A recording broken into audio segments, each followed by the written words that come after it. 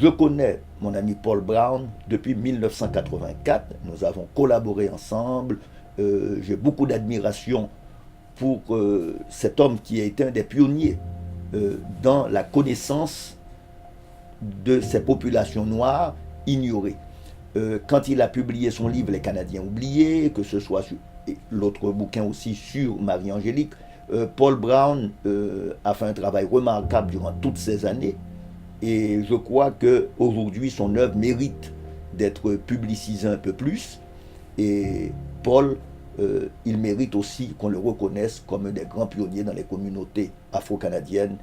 J'ai rencontré Paul Fémiou Brown il y a quelques années quand j'ai coproduit et joué dans une pièce qui s'appelait Les Mains Noires et par la suite réalisé un documentaire sur l'esclave Marie-Joseph Angélique.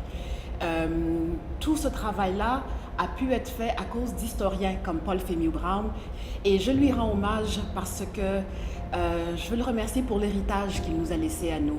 Souvent, nous, les Noirs, on est vus comme l'autre, mais par le travail de Paul Fémiou Brown, on sait que l'histoire des Noirs ici a commencé dans les années 1600. Donc, nous sommes des citoyens à part entière de ce territoire et nous avons participé à bâtir ce pays. Donc, Paul, je te rends hommage parce que à moi, à ma génération et aux générations qui ont suivi, tu as donné énormément.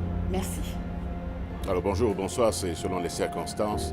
Mon nom est Makakoto, je suis député de Bourget à Montréal et président du caucus du Parti québécois à l'Assemblée nationale du Québec.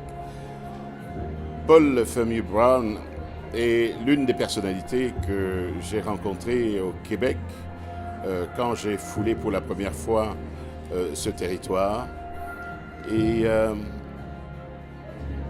ce fut un beau moment parce que c'est la personne qui m'a connecté à ce chapitre de l'histoire qui ne figure pas dans le grand livre de l'histoire du Canada, en l'occurrence l'histoire des Noirs.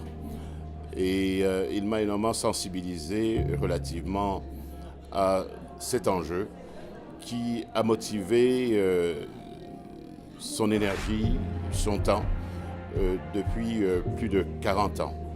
Et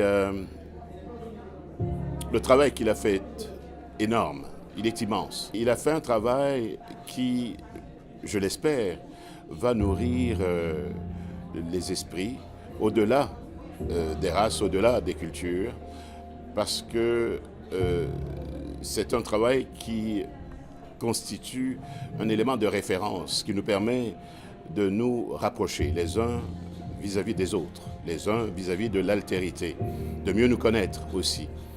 Mais nous sommes en 1628. L'esclavage est interdit. Assez ironique, parce que l'esclavage n'était pas encore, n'était pas reconnu, on a reproché aux gens qui ont vendu Olivier le Jeune, et ils ont dit, ben non, la transaction a été faite en mer. Par conséquent, on a le droit de l'introduire ici, parce qu'on ne l'a pas acheté sur place. Bref, c'est une anecdote historique, mais qui est vraie et vérifiable.